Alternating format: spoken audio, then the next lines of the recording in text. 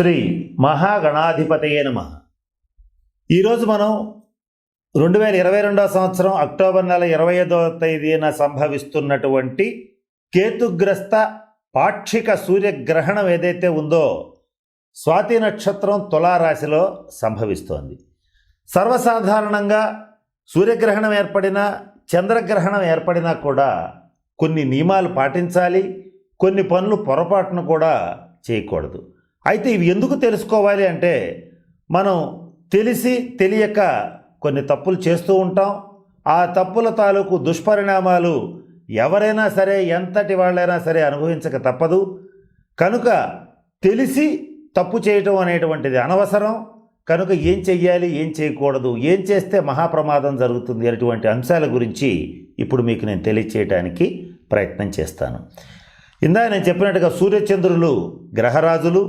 ఈ రాహుకేతువులు ఎప్పుడైతే వీరిని పట్టడం జరుగుతూ ఉంటుందో, సూర్యగ్రహణం చంద్రగ్రహణం అనేటువంటిది పేర్లతో వీటిని పిలుస్తారు.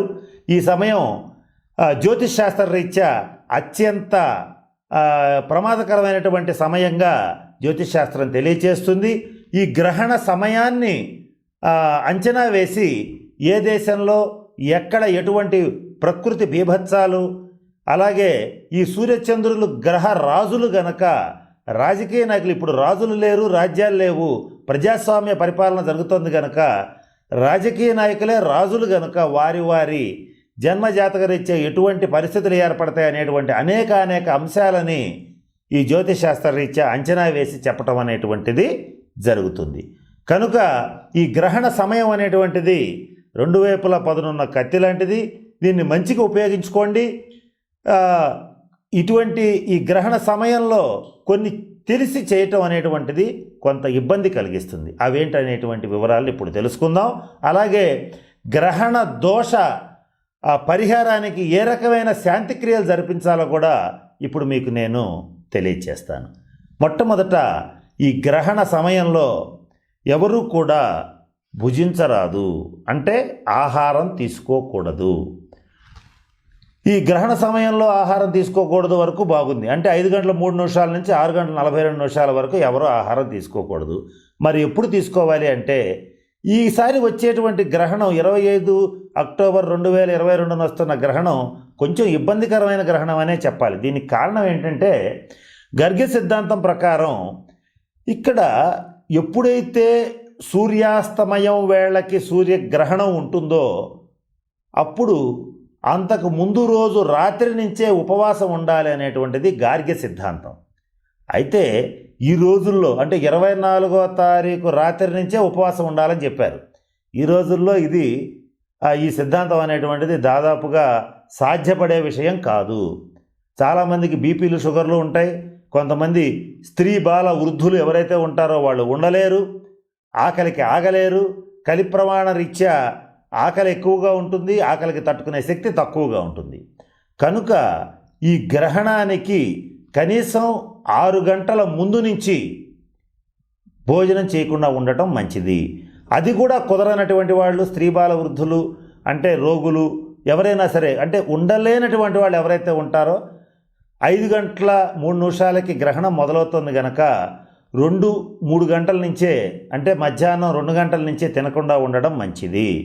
ఎప్పటిదాకా తినకూడదు అంటే దాదాపుగా 7 గంటల 50 నిమిషాలు, అంటే 8 గంటల వరకు తినకుండా ఉండి ఆ తర్వాత వండుకుని భుజించడం అనేటువంటిది శ్రేష్టం. ఈ లోపల ఏం చేయాలంటే మన ఇంట్లో ఉన్నటువంటి ఆహార పదార్థాల్లో కానీ, జలం అంటే నీళ్లలో కానీ దర్భలు వేయండి. దర్భలకి ఉన్నటువంటి పాజిటివ్ ఎనర్జీ, కాస్మిక్ ఎనర్జీ ఏదైతే ఉంటుందో ఈ గ్రహణ దోషరీత్యా వచ్చేటువంటి ఈ అల్ట్రావైలెట్ రేస్, ఇన్ఫ్రారెడ్ రేస్ ఇటువంటివన్నీ వస్తూ ఉంటాయి. ఈ కిరణాల వల్లే, ఈ గ్రహణ కిరణాల వల్ల మనకు మానవ శరీరానికి, మనుషులకి, జీవులకి ప్రమాదం కలుగుతుంది అనేటువంటిది జ్యోతిషశాస్త్రం చెప్తోంది. సైంటిఫికల్గా కూడా సూర్యగ్రహణం జరిగేటప్పుడు నేరుగా చూడొద్దని చెప్తారు. చూస్తే కంటి చూపు పోతుందంటారు. మరి సూర్యుడిని మామూలుగా చూసినప్పుడు కంటి చూపు పోవడం లేదు. గ్రహణ సమయంలో చూసినప్పుడు ఆ కిరణాల తీవ్రతకి, తీక్షణతకి కంటి చూపు పోతుంది. అంటే అర్థం ఏంటంటే సైంటిస్టులు కూడా ఈ గ్రహణ సమయం అనేటువంటిది మంచిది కాదని నిర్ణయించడమే జరిగింది. అలా ఆలోచించినా, అంటే సైంటిఫిక్గా ఆలోచించినా, జ్యోతిష్ శాస్త్ర రీత్యా ఆలోచించినా ఈ సమయం మంచి సమయం కాదు గనక ఆ సమయంలో ఇష్టదేవత ప్రార్థన చేయండి, జపం చేయండి. ఎవరైతే మంత్రోపదేశం తీసుకోవాలనుకుంటారో వాళ్ళు ఈ గ్రహణ సమయం కోసం ఎదురు చూస్తూ ఉంటారు. ఈ గ్రహణ సమయంలో తీసుకున్నటువంటి మంత్రాన్ని జపం చేస్తే, ఒక్కసారి జపం చేస్తే 1,00,000 సార్లు జపం చేసినటువంటి ఫలితం లభిస్తుంది. అలాగే మా దగ్గర ఈ వచ్చినటువంటి వాళ్ళు చాలామంది అడిగేటువంటి ప్రశ్న ఏమిటంటే, రుద్రాక్ష ధారణ చేయమన్నారండి మమ్మల్ని, మాకున్న సమస్యల రీత్యా ఈ పంచముఖ రుద్రాక్ష ధారణ చేయమంటే చేశాం కానీ మాకేం ప్రయోజనం లేదంటారు. అటువంటి వాళ్ళు ఎవరైతే ఉంటారో ఈ గ్రహణ సమయంలో ఈశ్వరుడి ఫోటో ముందు ఈ రుద్రాక్షలని పెట్టి ఓం నమ శివాయ అనేటువంటి మంత్రాన్ని మీకు శక్తి ఉన్నంత వరకు జపించేటట్లయితే ఆ తర్వాత అంటే గ్రహణ స్నానం అయిపోయిన తర్వాత చక్కగా శివుణ్ణి తలుచుకుని ఆ రుద్రాక్షని ధరిస్తే ఈ పంచముఖ రుద్రాక్షకు ఒక ఫలితం, షణ్ముఖ రుద్రాక్షకు ఒక ఫలితం, ఇట్లా ఫలితాలు ఉంటాయి. వాటిని మీ సిద్ధాంతి గారు ఏ రుద్రాక్ష ధరించమన్నారో ఆ రుద్రాక్షని ఈ సమయంలో ధరించడం వల్ల అనంతమైనటువంటి ఫలితం అనేటువంటిది కలుగుతుంది. మరి ముఖ్యంగా ఈసారి దీపావళి, అమావాస్య, అలాగే మంగళవారం ఈ సూర్యగ్రహణం వచ్చినాయి. అంటే సర్వసాధారణంగా మంగళవారం అమావాస్య కనుక వచ్చేటట్లయితే ఎవరైతే గంగా స్నానం చేస్తారో వారికి సహస్ర గోదాన ఫలితం వస్తుందనేటువంటిది మన శాస్త్రవచనం. అంటే 1000 ఆవులని దానం చేసినటువంటి మంచి ఫలితం అనేటువంటిది మంగళవారం అమావాస్య వచ్చిన రోజున గంగా స్నానం అంటే గంగా నదిలో స్నానం చేస్తే వచ్చేటువంటి ఫలితం. అయితే అందరూ గంగా నది దగ్గర ఉండరు కదా, అప్పుడేం చేయాలంటే మీ దగ్గరలో ఉన్నటువంటి జీవనదుల్లో కృష్ణ, గోదావరి, కావేరి ఇటువంటి నదుల్లో స్నానం చేయండి. అలాగే ఒకవేళ ఏ నది అందుబాటులో లేదు అప్పుడేం చేయాలి అని అంటే ఆ నదుల పేర్లని తలుచుకుని చక్కగా చన్నీటి స్నానం చేయండి. గ్రహణ సమయంలో ఎవరైతే ఆరోగ్యాన్ని కోరుకుంటారో వాళ్ళు ఎటువంటి పరిస్థితుల్లోనూ వేడి నీటితో స్నానం చేయరాదు, తప్పనిసరిగా చల్లటి నీటితోనే స్నానం చేయాలి. మరి చాలామందికి ఈ రోజున శ్వాస సంబంధమైన సమస్యలు, సైనసైటిస్ లాంటివి ఇబ్బంది పెడుతూ ఉంటాయి కనుక వాళ్ళు అంటే రోగులు, వృద్ధులు, అసహాయులు, స్త్రీలు, పిల్లలు వీళ్ళందరూ కూడా మన హైందవ సాంప్రదాయం ప్రకారం ఏ నియమాలైతే పెడుతూ ఉంటామో ఆ నియమాలకి వీళ్ళందరికీ ఎగ్జంప్షన్స్ ఉంటాయి. అంటే వీళ్ళు పాటించాల్సినటువంటి అవసరం లేదు. ఇది సుస్పష్టమైన అంశం. ఇది కూడా శాస్త్రంలో చెప్పబడే ఉన్నది. అంతేగాని రోగం వచ్చినా కూడా, అలాగే చెయ్యలేని నిస్సహాయ స్థితిలో ఉన్న రోగులైనా కూడా, వృద్ధులైనా కూడా, చంటి పిల్లలైనా కూడా వీళ్ళు చేయాలనేటువంటి నియమం అయితే లేదు. ఇక మరొక ముఖ్యమైన విషయం ఏంటంటే ఈ గ్రహణ సమయంలో పొరపాటును కూడా భుజించరాదని చెప్తారు. మరి భుజిస్తే ఏమవుతుంది? ఎవరైతే బ్రహ్మవివర్త పురాణం ప్రకారం ఎవరైతే గ్రహణ సమయంలో భుజిస్తారో వారికి మరుసటి జన్మ నరజన్మ లభించడం దుర్లభం అనేటువంటిది శాస్త్రవచనం. కనుక వీరు క్రిమికీటకాలుగా జన్మిస్తారని చెప్పడం జరిగింది. కనుక భోజనం చేయరాదు, అంతటి అనారోగ్యాన్ని ఇస్తుంది. ఈ సమయంలో భుజించటం అనారోగ్య కారణం కనుక ఇలా శాస్త్రంలో చెప్పడం జరిగింది. అలాగే ఎవరైతే గ్రహణ సమయంలో దాంపత్యం చేస్తారో వాళ్ళకి పొరపాటున కూడా నరజన్మ లభించదు. ఆ సమయంలో ఈ పొరపాటున సంతానం కనుక కలిగే పరిస్థితి ఏర్పడితే లోక కంటకులు, దుర్మార్గులు, దుష్టులైనటువంటి సంతానం కలుగుతుంది.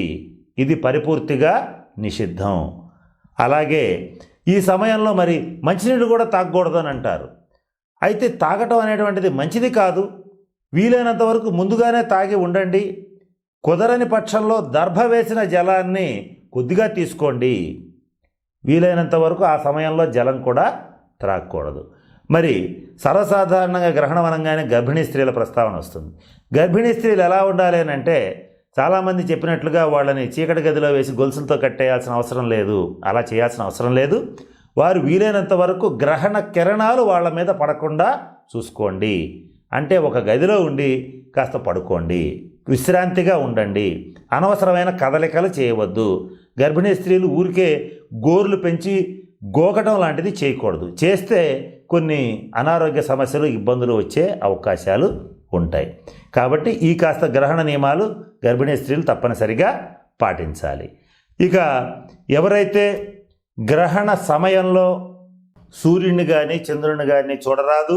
మా రాశి వారికి బాగుంది కదా మేము చూడొచ్చని మాత్రం అనుకోవద్దు. గ్రహణాన్ని ఎవరు చూడటమైనా సరే నిషేధమే, కనుక చూడటం మంచిది కాదు. మరి గ్రహణానంతరం మరుసటి రోజు ఏం చేయాలంటే చక్కగా శివాలయానికి వెళ్ళి వెండి సూర్యబింబాన్ని, వెండి నాగపడుగని, 1 కేజీంబాతిక బియ్యాన్ని దానం చేసేటట్లయితే, గ్రహణ దోష పరిహారార్థమని సంకల్పం చెప్పించుకుని దానం చేసేటట్లయితే అన్ని రాశుల వారికి ఈ గ్రహణ దోషం అనేటువంటిది తొలగిపోతుంది. కనీసం ఈ గ్రహణం అయిన తర్వాత 11 రోజుల లోపలైనా సరే శివాలయంలో ఏమీ చేయలేకపోయినా కనీసం రుద్రాభిషేకం జరిపించుకుంటే ఈ గ్రహణ దోషం వల్ల వచ్చేటువంటి ఇబ్బందులన్నీ కూడా తప్పనిసరిగా తొలగిపోతాయి. కనుక నేను చెప్పిన అన్ని అంశాలని దృష్టిలో పెట్టుకుని తగిన పరిహారాలు పాటించి అందరూ అష్టైశ్వర్యాలతో భోగభాగ్యాలతో పరమేశ్వర కృపాకటాక్షాలకి నోచుకోవాలని ప్రార్థిస్తూ స్వస్తి.